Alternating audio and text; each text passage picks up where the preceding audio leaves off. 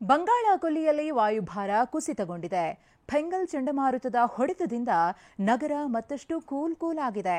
ಇದರ ಜೊತೆಗೆ ನಗರದಲ್ಲಿ ವಾಯು ಮಾಲಿನ್ಯವೂ ಹೆಚ್ಚಾಗಿದೆ.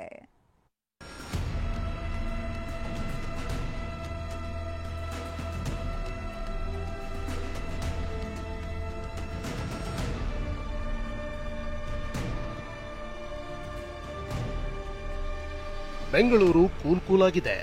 ನಗರಕ್ಕೆ ಮಂಜಿನ ಹೊದಿಕೆ ಬಿದ್ದಂತಾಗಿದೆ. ಸಾಮಾನ್ಯವಾಗಿ ಡಿಸೆಂಬರ್ 2ನೇ ವಾರದಲ್ಲಿ ಚಳಿ ಹೆಚ್ಚಾಗಿ ಇರ್ತಿತ್ತು. ಆದ್ರೀಗ ನವೆಂಬರ್ ಅಂತ್ಯದಲ್ಲೇ ಚಳಿ ವಿಪರೀತ ಆಗ್ಬಿಟ್ಟಿದೆ. ಕನಿಷ್ಠ ತಾಪಮಾನ 18 ಡಿಗ್ರಿಗೆ ಕುಸಿದಿದ್ದು ಗರಿಷ್ಠ ತಾಪಮಾನ 28 ಡಿಗ್ರಿ ಆಗಿದೆ. ಇದರಿಂದಾಗಿ ಸಿಟಿ ಜನರೆಲ್ಲ ಸ್ವೆಟರ್ ಮೊರೆ ಹೋಗ್ತಿದ್ದಾರೆ. ಬೆಳಿಗ್ಗೆ 9 ಗಂಟೆಯಾದರೂ ಥಂಡಿ ಗಾಳಿಯಲ್ಲಿ ನಡುಗುತ್ತಿದ್ದಾರೆ.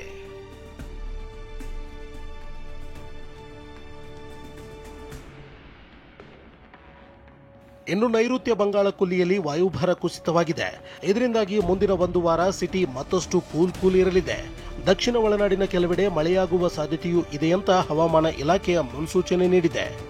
ಯಾವ ರೀತಿಯಾಗಿದೆ ಮೇಡಮ್, ಬೆಂಗಳೂರಿನ ಮುಂದಿನ ದಿನಗಳು ಯಾವ ರೀತಿಯಾಗಿರುತ್ತೆ ಅಂತ? 2 ದಿವಸ ಮೋಡ ಕವಿದ ವಾತಾವರಣ, ಮ್ಯಾಕ್ಸಿಮಮ್ ಅಂದ್ರೆ ಗರಿಷ್ಠ ಉಷ್ಣಾಂಶ ಕನಿಷ್ಠ ಉಷ್ಣಾಂಶದಲ್ಲಿ ಸ್ವಲ್ಪ ಕಡಿಮೆ ಆಗೋ ಸಾಧ್ಯತೆ ಇದೆ ಬೆಂಗಳೂರಿಗೆ. ಅದು ಮೂವ್ ಆಗತ್ತೆ ಇನ್ನು ಅಂಡರ್ 12 ಅವರ್ಸ್ ಅಲ್ಲಿ 12 ಗಂಟೆ ಕಾಲಕ್ಕೆ ಅದು ಇಂಟೆನ್ಸಿಫೈ ಇಂಟು ಸೈಕ್ಲೋನ್ ಆಗ್ತಿರೋದು. ಆಗೋದ್ರಿಂದ ಏನಾಗುತ್ತೆ, ಇವತ್ತು ನಾಳೆ ಕೋಲಾರ ಜಿಲ್ಲೆಗೆ ಮಳೆ ಆಗುತ್ತೆ. ನಮ್ಮ ಹತ್ರ ದಕ್ಷಿಣ ಒಳನಾಡಿನೊಳಗೆ ನಾಡಿದ್ದಿಂದ ಬೆಂಗಳೂರು ದಕ್ಷಿಣ ಪೂರ್ಣ ಆಲ್ಮೋಸ್ಟ್ ಆಲ್ ರಾಮನಗರ ದಕ್ಷಿಣ ಕನ್ನಡಕ್ಕೆ ಕೂಡ ಮಳೆ ಬರೋ ಸಾಧ್ಯತೆ ಇದೆ. ಕಂಪ್ಲೀಟ್ ಶೀತ ವಾತಾವರಣ ಇರುತ್ತೆ. ಇದೇ ರೀತಿ ಕೋಲ್ಡ್ ವೆದರ್ ಇರುತ್ತೆ. ಮೋಡ ಕವಿದ ವಾತಾವರಣನೇ ಇರುತ್ತೆ, ಫುಲ್ ಕ್ಲೌಡಿ ಸ್ಕೈ. ಚಳಿ ಜೊತೆಗೆ ನಗರದಲ್ಲಿ ಹೆಚ್ಚಾಗ್ತಿದೆ ಧೂಳಿನ ಪ್ರಮಾಣ.